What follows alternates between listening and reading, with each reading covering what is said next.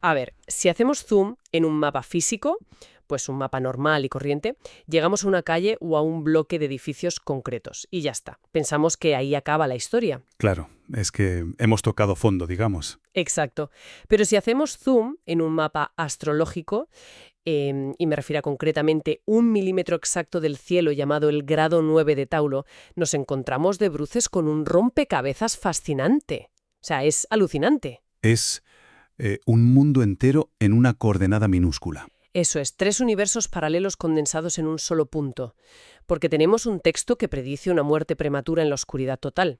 Luego otro nos muestra a un señor pacífico dando de comer a las palomas, algo súper cotidiano. Sí, sí, de lo más tranquilo. Y el último describe un árbol de Navidad brillantemente decorado. Así que nuestra misión hoy, en este análisis profundo, es averiguar por qué una minúscula fracción del zodiaco puede provocar visiones tan extrañas, tan aparentemente contradictorias y que al final cuentan una historia absolutamente coherente sobre la supervivencia psicológica. Yo estoy fascinada. Es que da un vértigo intelectual tremendo, la verdad. Pensemos un poco en lo que significan esos textos de finales del siglo XIX y principios del XX. Una época muy particular, claro. Totalmente. Fue una época dominada por el espiritualismo, la teosofía. Los místicos sentían esa necesidad brutal de cartografiar la psique humana. Como mapear la mente, ¿no? Exacto.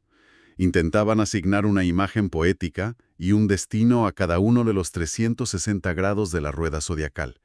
No se trataba de simple adivinación de feria.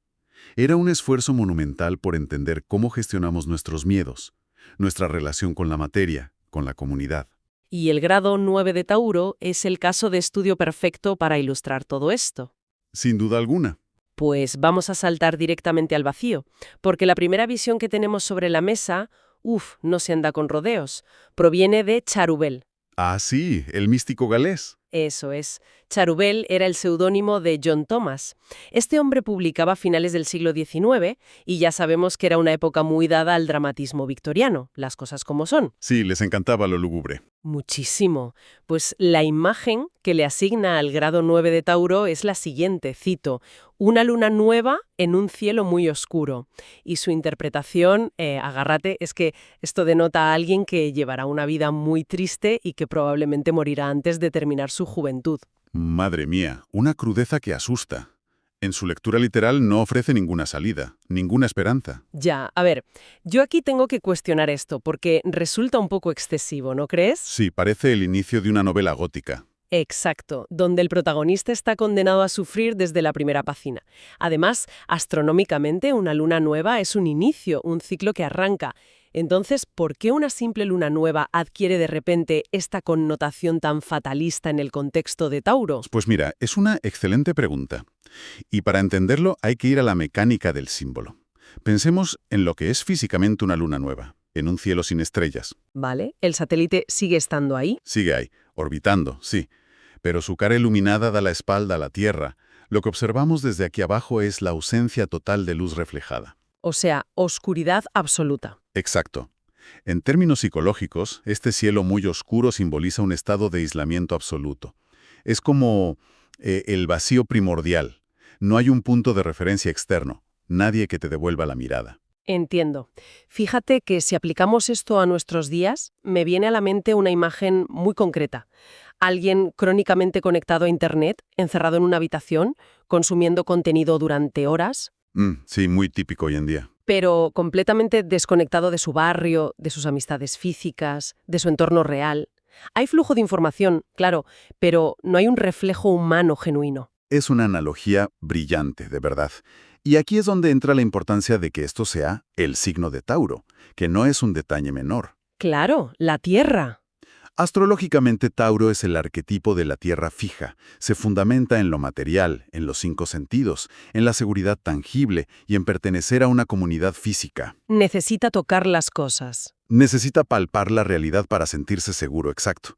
Entonces, para un signo así, flotar en este espacio oscuro, sin gravedad, es letal. O sea que es como quitarle de repente... El oxígeno.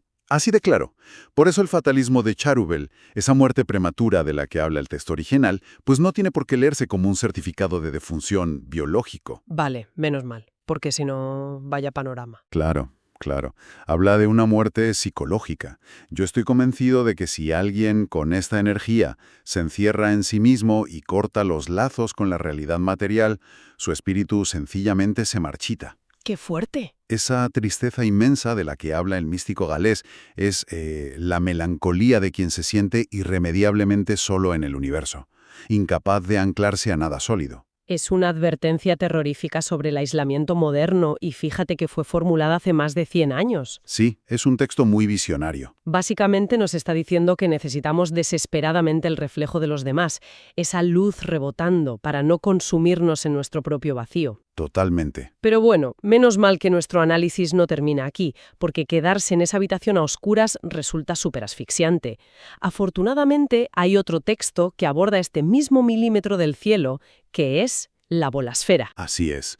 La bolasfera es un sistema atribuido a un tal Antonio Borelli, pero se hizo inmensamente popular gracias a la traducción y a la interpretación de Sefarial. Otro gigante del esoterismo de la época, ¿verdad? Sí, un peso pesado. Y el contraste de Sefarial con la visión galesa que acabamos de ver es abismal. Es un latigazo cervical temático, o sea, tela.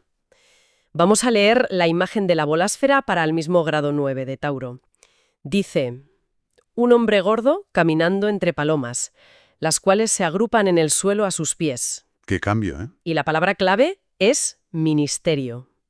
Sefarial nos habla de amor por el hogar, de una mente pacífica y benevolente, que atrae a los jóvenes, alguien que señala un sendero de fe, augurando una vida fácil y un final pacífico. Un cambio de escenario radical. Pasamos de la noche más oscura del alma a un mediodía soleado en una plaza de pueblo cualquiera. Exacto. Y aquí es donde necesito que me expliques la lógica oculta.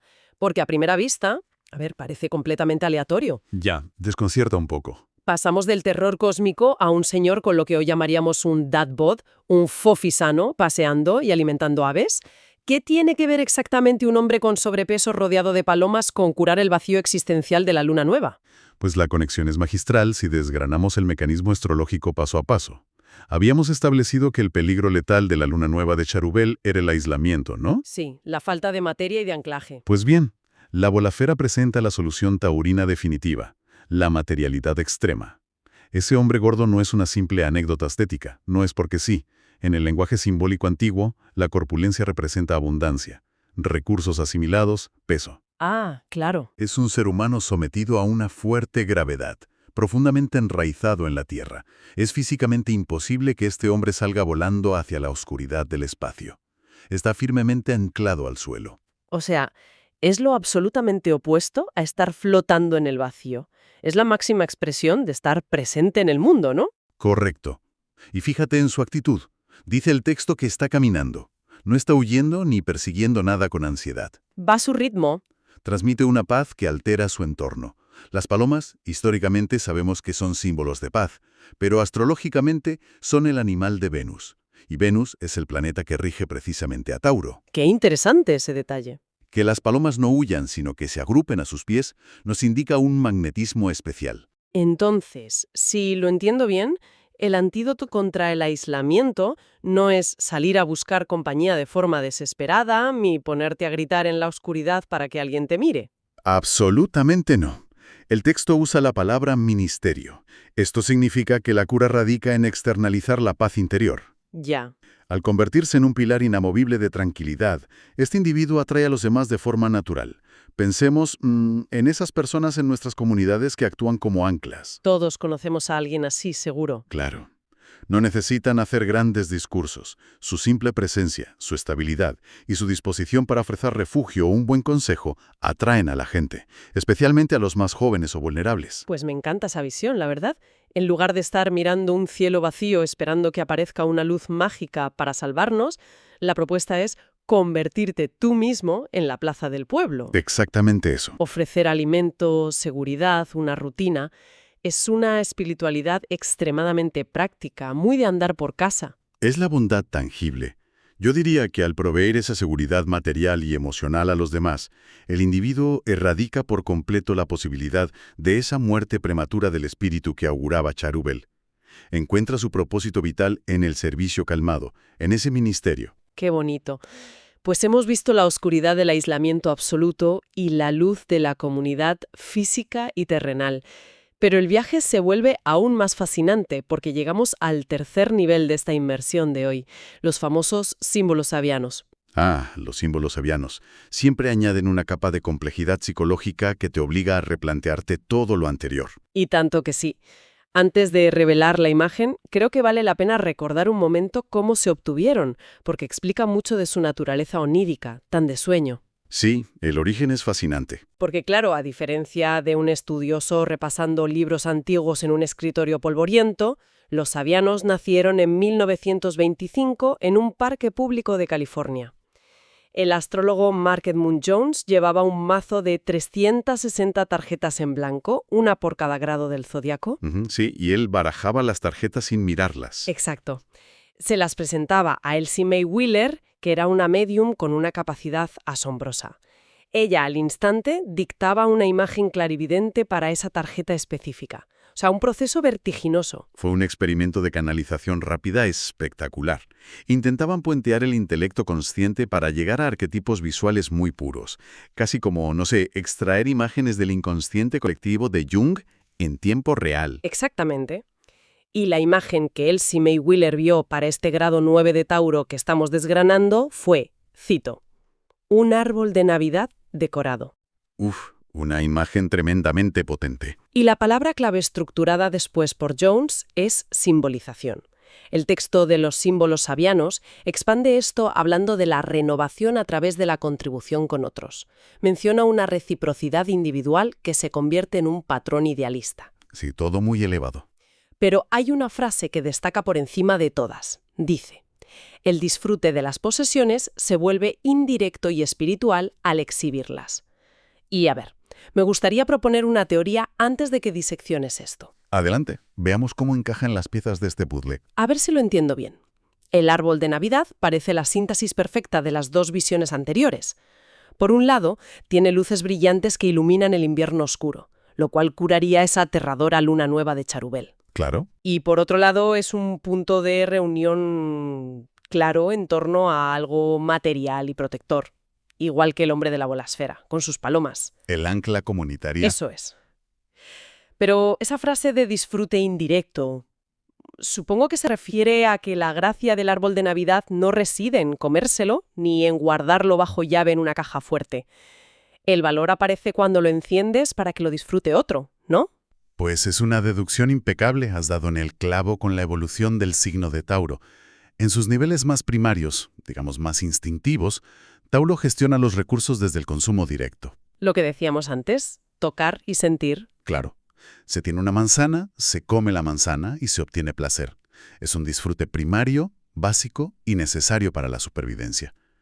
Pero el árbol de Navidad marca un salto evolutivo tremendo en la conciencia material. Porque representa un esfuerzo y un gasto de recursos que en realidad no tiene un beneficio de supervivencia directa para la persona. Justamente. Las luces, los adornos, el abeto mismo, todo eso representa riqueza y energía invertidas. Pero no se acumulan en secreto por miedo a la escasez, como haría un Tauro asustado. Ya, no se esconden. Se decoran y se exhiben en el centro del hogar o de la plaza del pueblo. El disfrute indirecto significa que la verdadera felicidad ya no viene de ser el dueño legal del árbol o de las luces. Entonces, ¿de dónde viene? La riqueza real se experimenta sentándose en el sofá, en silencio y observando el asombro en las caras de la familia, de los amigos o de los vecinos cuando miran ese árbol iluminado. Es la ritualización de la generosidad. Totalmente. Transmutar el dinero, el tiempo y la materia prima en una experiencia emocional compartida. Es un concepto brillante, de verdad. Has encendido la luz en el cielo oscuro de Charubel, no esperando a que aparezca una estrella milagrosa, sino colgando tú mismo bombillas terrenales que has comprado y puesto ahí para los demás. Así es. Y ahí se crea la comunidad pacífica de la bolasfera, pero con un propósito festivo, elevando la materia a un símbolo. Por eso la palabra clave que decías era simbolización. Claro, ahora tiene todo el sentido. La materia prima, que es el árbol, se convierte en un vehículo para transmitir afecto y luz.